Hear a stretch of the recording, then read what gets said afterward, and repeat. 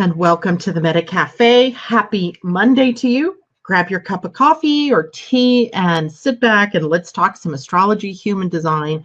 And I actually pulled 2 oracle cards for our week because I felt like this week was sort of one of those that were going to be indescribable. So I needed some help, if you will, getting some real words to be able to describe what was happening this week. Good morning, Suzanne. I see you out there. It's good to have you with us. Happy Monday to you. And so let's begin. Monday morning, things are rolling slow. If you remember on Friday, I warned everybody that Monday would be slow, but guess who forgot about it? Me. So I'm sitting here this morning going, why do I just feel so lethargic? Well, the moon was void, of course, until, just recently, 8:23. Actually, 8:23 this morning, the moon will go back to, it would have been about 5-something my time, West Coast time, and 8:23 on the East Coast when the moon moved out of Libra and into Scorpio, which would have signaled the change from void of course moon. Good morning, Michelle. How are you this morning? Good to have you with us. And I just realized, Michelle, that your picture is, I think it must be Jocelyn's hand with the heart in it. It looks really cute. I was wondering what it was, but now this morning it popped up and it's bigger so I can see it better. I see nothing but comments. You don't see me? You don't see my face? Suzanne, can you? Good morning, Cheryl. It's good to have you with us this Monday morning. Okay, so somebody tell me, are you seeing my face or just hearing my voice? Because I see my face and I see the comments and everything seems to be going smoothly, but now I'm a little concerned. But you know what? Mercury's slowing down to go retrograde next. Let's see on the... I've still not turned my calendar from February to March. It's a good thing. It's a good thing the days line up the same way for February and March because I could see. The planet Mercury goes retrograde on the 22nd, so we're in the shadow period. Okay, so everybody's seeing everything. Yay. Okay, so thank you, everybody, for answering that for me. And so let's go on and talk about what's up this week. So good morning, Lila. Good to see you. And you guys all made it out and up and got dressed and ready to go. I see. This morning, my hair's still wet because I didn't have the time to dry it because I was, I don't know, lollygagging perhaps. I have no idea what was up with me this morning. I just feel like I've been in deep coma for days. Even though that's not the case. I had a very busy weekend. I hope everybody enjoyed their social connections over the weekend. I know I did. Had a wonderful time at a fundraiser on Saturday, and then yesterday spent a lot of time shopping and talking to different people out and about in the world. So this week has a little bit different feel to it. And like I said in the very beginning, I was having trouble kind of deciding how to characterize the energy this week because it's not pinned downable. There's a couple of different weird things going. First of all, we're going to let loose of the Pisces stellium that we've been dealing with for the last 3 weeks, for goodness sake, where everything is this kind of foggy, dull, and at times very psychic or very spiritual energy in favor of the more fiery Aries energy. And that's because Venus and Mercury move out of Pisces tomorrow or the next day, Wednesday, and into Aries. The sun will follow in the next couple of weeks and should be right around the 20th, 21st, whatever the first day of spring is this year. And so what we're seeing then is a stellium shifting out of Pisces and over into Aries. So we're in that we're caught in between the time of that more mellow energy that's in the dream state to where it shifts out into the more action-oriented, bold action even oriented state. So I think we're feeling like we're caught up in the middle this week between still being in that quiet and not so busy stage and that very busy stage that comes up very shortly here. We still have Venus and Mercury in a conjunction today, so our words and our hearts are kind of aligned.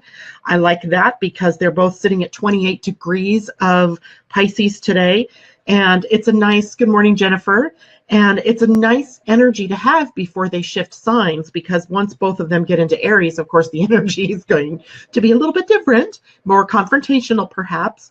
But for today and tomorrow, we have this really nice sense of energy being aligned with our hearts and our voices, so we can speak to people from a kind position perhaps.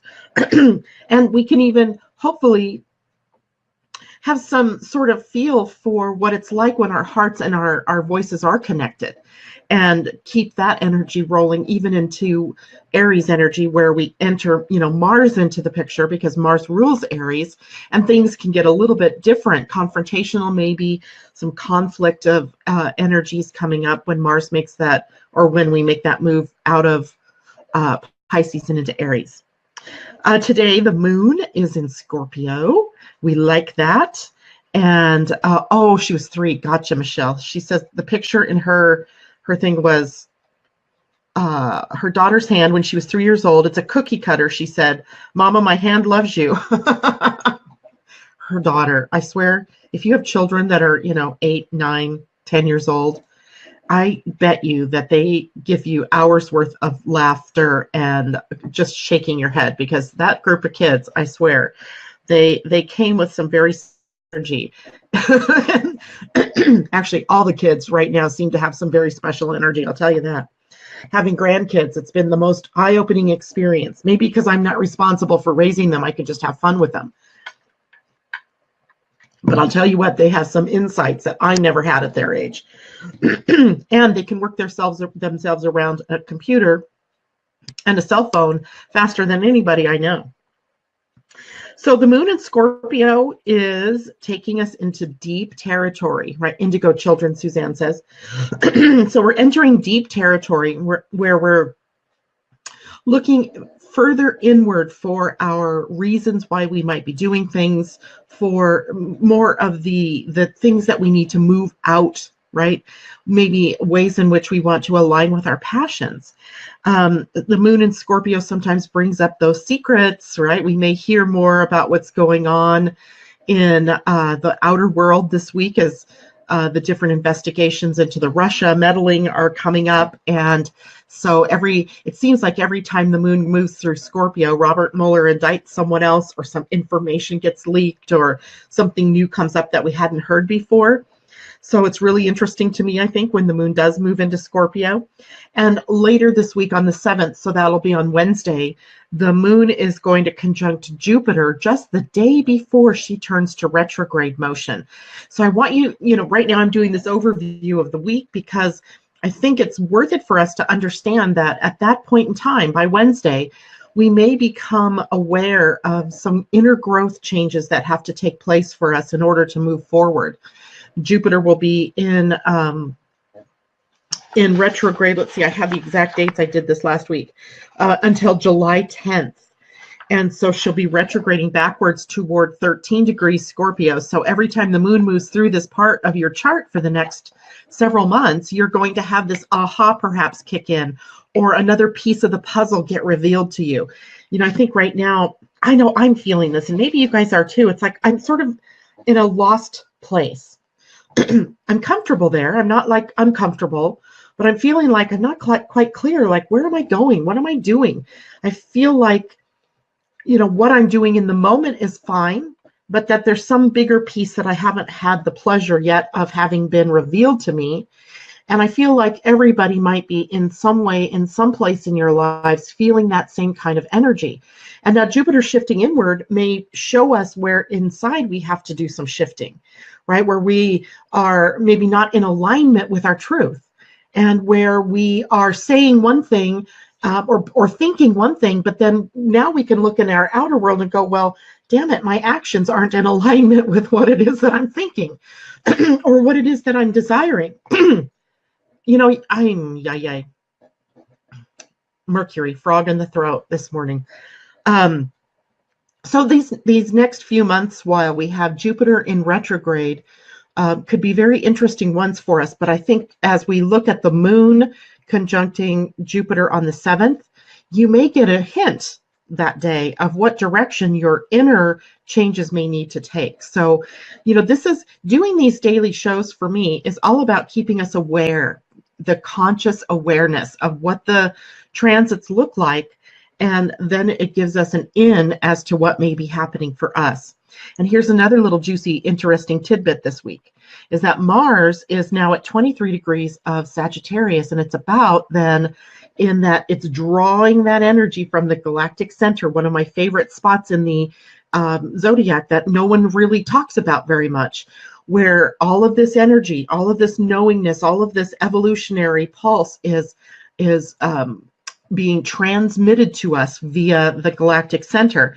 And every time a planet moves across the face of the galactic center, or opposing it or squaring it even, we become more aware of what the next steps are. So that is coming, right? So things may be a little dull and cloudy given to some of those planets still in Pisces, the moon in Scorpio, Jupiter slowing down for retrograde, but we also have some intimate new energies coming to us that is going to play out in your life in a different way than it's going to play out in my life, etc.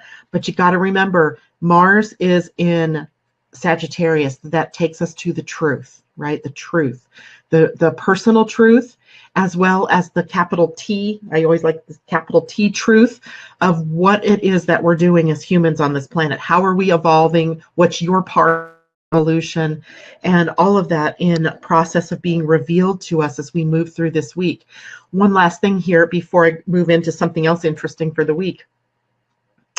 The Mercury-Venus conjunction in human design is sitting at gate 25, which is the gate of universal love. So when I was talking about Mercury and Pisces, or Mercury and Venus at 28 degrees of Pisces, and it was a very loving, connecting your voice to your heart kind of energy. It's also sitting in human design at a gate that brings us to that energy of love. And not just the love that we might feel for one another, but the bigger ideals of love, the glue that, if you will, that holds together the universe and that really holds the truth for us. So interesting, because that gate is very powerful. And I think sometimes when we see that gate triggered out there in the world, I know for me, my natal sun sits at that gate, well, it's not the natal sun, it's the soul sun, sits at that gate. And sometimes that energy can be it gives me whiplash at times, right? When I see the world is out there not being very loving, and I know some very deep truths within me that this world is really meant to be all about love and growing and evolving towards love. But sometimes that outer world just kind of rocks you and says, anything but love, right? And anyway, so just know that love energy is expanding at this point in time. And I think that's because we are aligning ourselves with it. And that's an ongoing process throughout our evolution. So here was something really that kind of rocked my world when I was looking through some of the, I have my little human design ephemeris, and it keeps me in alignment with what kinds of energies are coming up. So imagine my surprise when I realized Pluto, which changes gates only every couple of years, is actually making a gate change this week. I think it is on the 7th. Yep, the 7th, another banner day, right? Jupiter is going to be receiving the moon that day and going to be, kind of giving us an aha moment around what inner changes may need to be taking place for us. And now we have Pluto, the planet that represents transformation on a human scale, like on a huge scale. So it's an outer planet that brings humanity to their evolution, empowering us to evolve. Good morning, Katie. It's good to see you this morning. I think, did I get everybody that I saw out there? Yes. Thank you all for joining me this morning. So Pluto has been sitting at gate 54 for the last couple of years, actually about the last year and a half. And gate 54 in human design, for those of you who are coaching with me, know that that particular gate is part of the mystic circuit. It sits sort of outside the mystic circuit, but it's the impetus for us to move on toward enlightenment. In human design, that gate is called the gate of ambition. So gate 54, if you want to look it up, it's on the root center, and it heads up toward gate 32, toward the spleen. So what it really showed us is that there's a powerful evolutionary force that's propelling us forward. It's almost like you think you're on this conscious journey toward enlightenment, but all along there's this sort of hidden energy that's propelling you forward. I think it's the soul, right? The soul is always putting you in the right place, in the right time, in the right people, with the right people, when you are not fighting the energies, right? When you're not doing things outside of the way that you're designed to make decisions, etc. But this week now, Pluto is going to shift out of that gate of enlightenment and into the gate of awe and wonderment, gate 61 up here in the head. So if you have your human design chart, it's up the very top center, and it's the middle gate. And if you've listened to me long enough, you know what I call those gates in the head. And that's not even my own title. This is like generally known in human design, that the gates in the head are called the gates of madness. Why? Because those gates get us on a train of thinking. They entrain us, if you will, to sort of use our heads as the default mechanism. And if you've had a reading with me, or you've heard enough about human design, you know we do not make decisions from our head. Why? Because everybody's authority for making decisions is in the body. Your body actually holds the wisdom, not your mind. Because the mind is often, about 50% of the population, by the way, has an open head. And if you have an open head, you're being barraged by other people's questions, by other people's thinking processes, not even your own. And the mind wants to try to figure things out. And the question, the madness, if you will, in this particular gate, as Pluto starts to sit here, is asking the question why, right? In some of the other gates, the questions are how or when, but in this gate, it's specifically why. And this gate operates in its highest form in, good morning, Petra, in knowingness. It knows the answers why, but it wants to know them apparently with its brain instead of with just the feeling of knowingness. This gate is awe and wonderment, and it totally bypasses logic in favor of knowingness. So if you guys listened to me enough, you've also heard me talk about the 3 ways of knowing in human design. There's the one that we're all familiar with, and that's logic. And it's just one of the 3 ways in which we have access to the energy of knowing something. And in logic, we call it the recognition of patterns, right? In other words, that because I see something happening repetitively, I can predict that, yes, this is going to be the outcome. So I can predict with some pretty good energies that the sun is going to rise in the east and it's going to set over there in the west, because I've seen it repeatedly happening. So I can predict that 5,000 years from now, tomorrow, the next day, that the sun is going to set over there in the west. That's only 1/3 of the way we know, is recognition of patterns. And the second way that we know is intuition, right? Intuition is in the moment. It speaks very powerfully when something is calling our attention in the moment. It says, turn left, and you turn left and you avoid a collision on the freeway that 50 cars got piled up in, right? It's listening in the moment. The third way is knowingness. This is purely, I don't know how I know what I know, but I just know. And that's probably the most disconcerting of the 3 ways, right? I think we're very familiar with instinct and intuition, and we are sometimes very clear about the logic patterns that happen that we can see repeating themselves. And the third way, though, knowingness, is disconcerting because we have no proof. We have no way of knowing why it is we know what we know, but we know.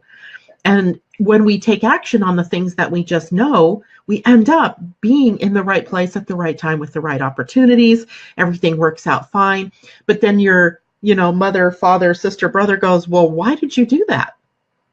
because they want to know why, right? They're picking up your reasons why.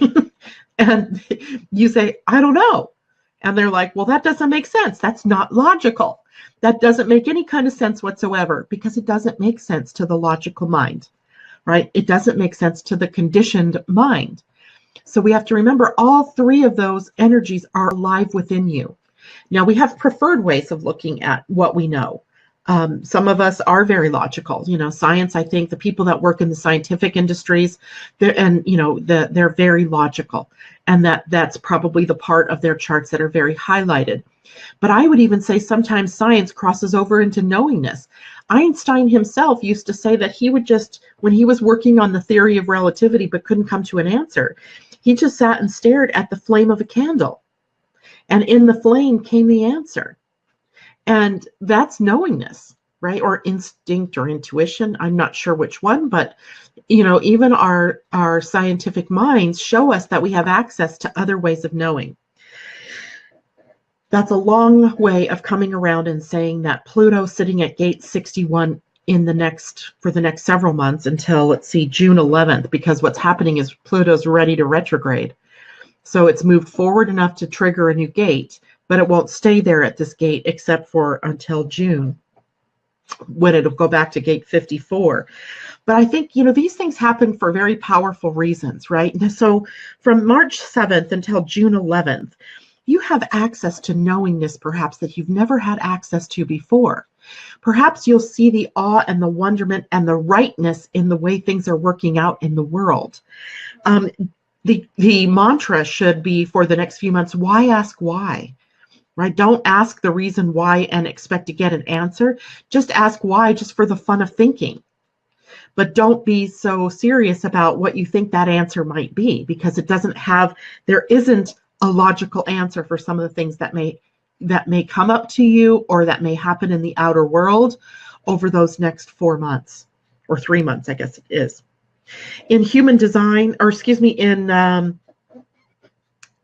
gene keys, this is an interesting gate, to say the least, because at the lower level, the shadow level, it's psychosis.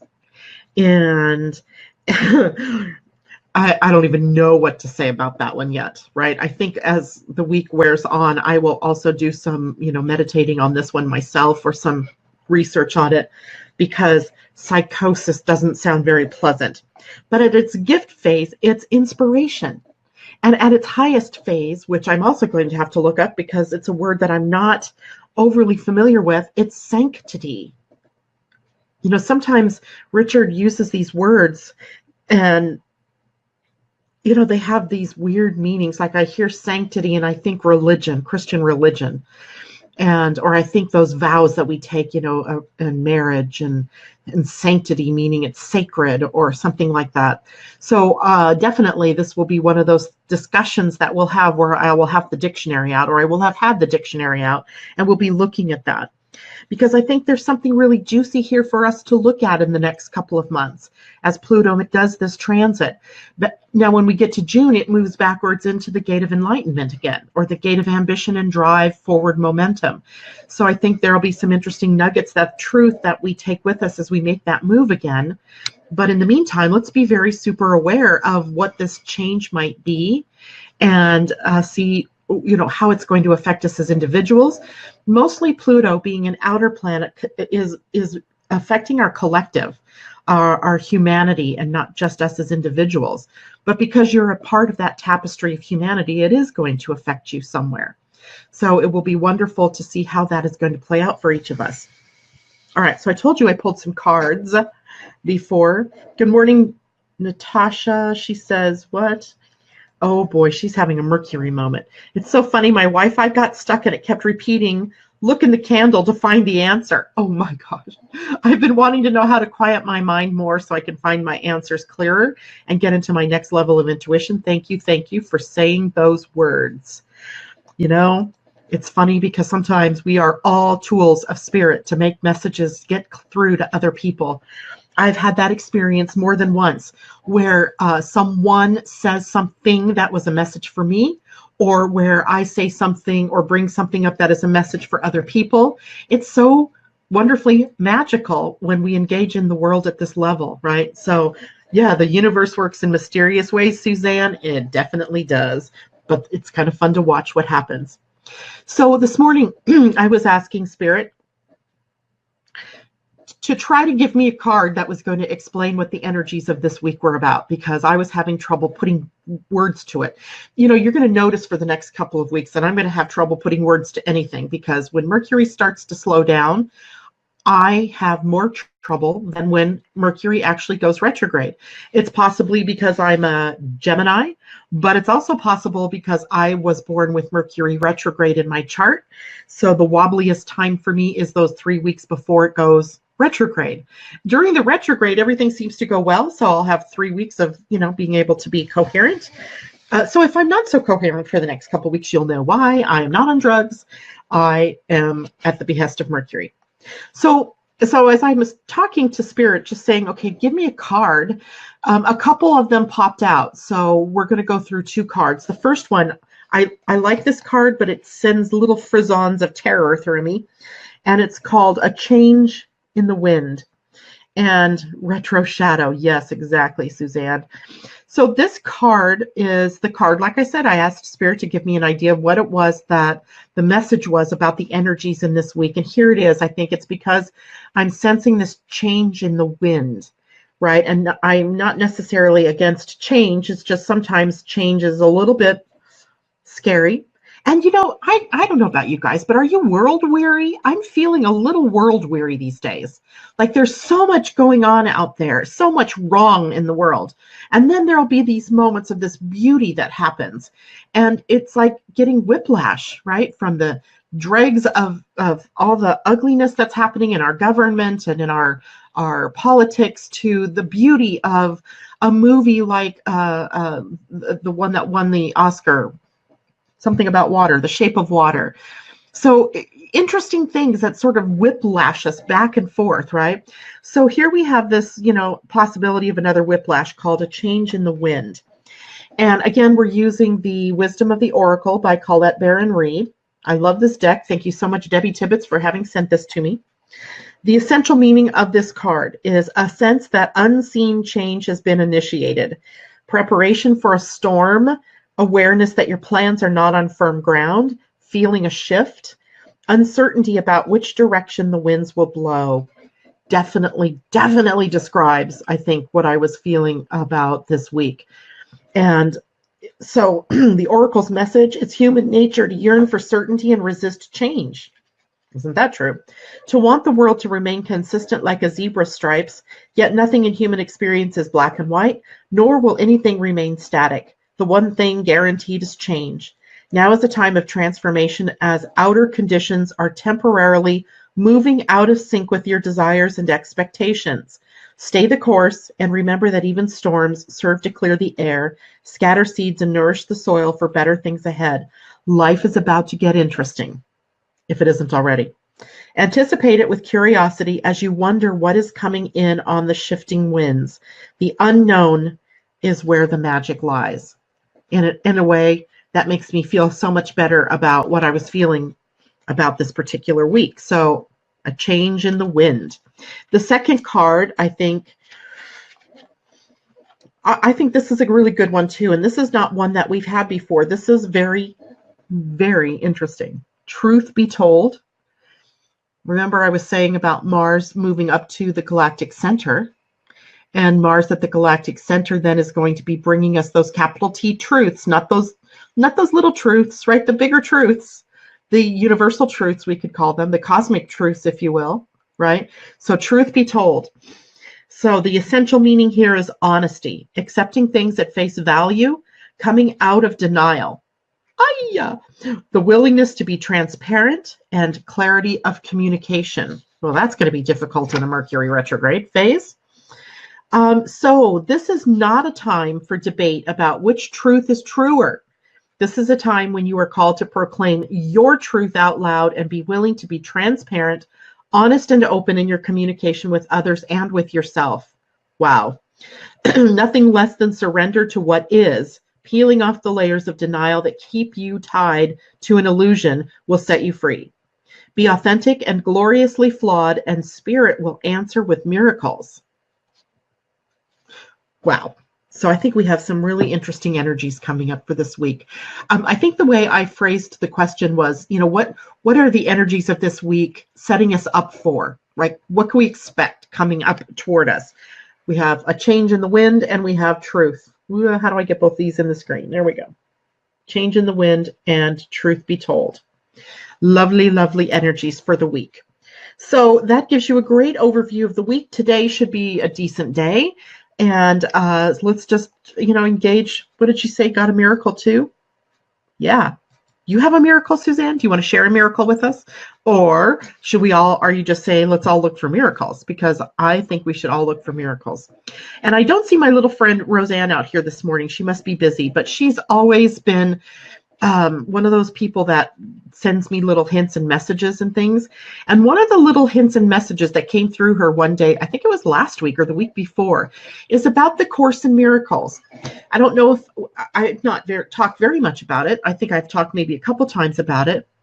But the Course in Miracles is one of those sacred texts, I think, that sometimes blows me away, right? I can pick it up at any moment. I can open it to any page, and therein lies a message that is pertinent to what I'm experiencing, what I'm feeling, what's coming up for me.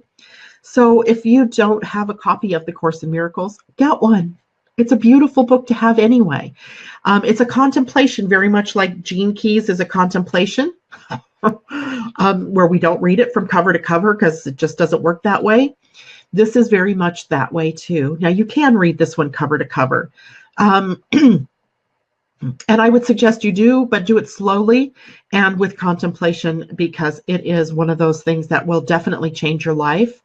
And one of the very first things that hit me about that book, I think it's in the very first page, it says there is no order in miracles. There is no order of difficulty, in miracles. And that was so profound because, when we have little miracles that happen, like the day rolls off without a hitch, we don't think too much about it. That's a miracle and it's great.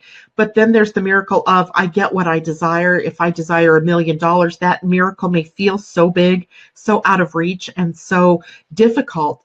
But the universe doesn't hear that there is a difficulty in miracles. That's our human mind. So create your miracle, whatever it might be. I think one big miracle that we could really all get aligned with is world peace. World peace. How about universal love? Big ones. Miracles can happen. We just have to align ourselves with them. So anyway, I love every one of you. Thank you so much for joining me this morning. I hope everybody has an awesome week. And tomorrow morning, we will be back on Zoom doing some readings. And if you want a reading on air tomorrow, tell me whether you want it human design or transit, and tell me that you want it, because if you don't, then I will come back to be live tomorrow. And you can do that by going to the Living Astrology page and just putting a message in the box there that says you want to have a reading, or you can email me at Janet, JANET, at living-astrology.com, the little dash sign, living-astrology.com. Let me know you want a reading and what type, and I'll be happy to do that because it's Tuesday Readings Day tomorrow. All right, everybody, take care. Have a great week. Have a great day. We'll see you tomorrow. Bye for now.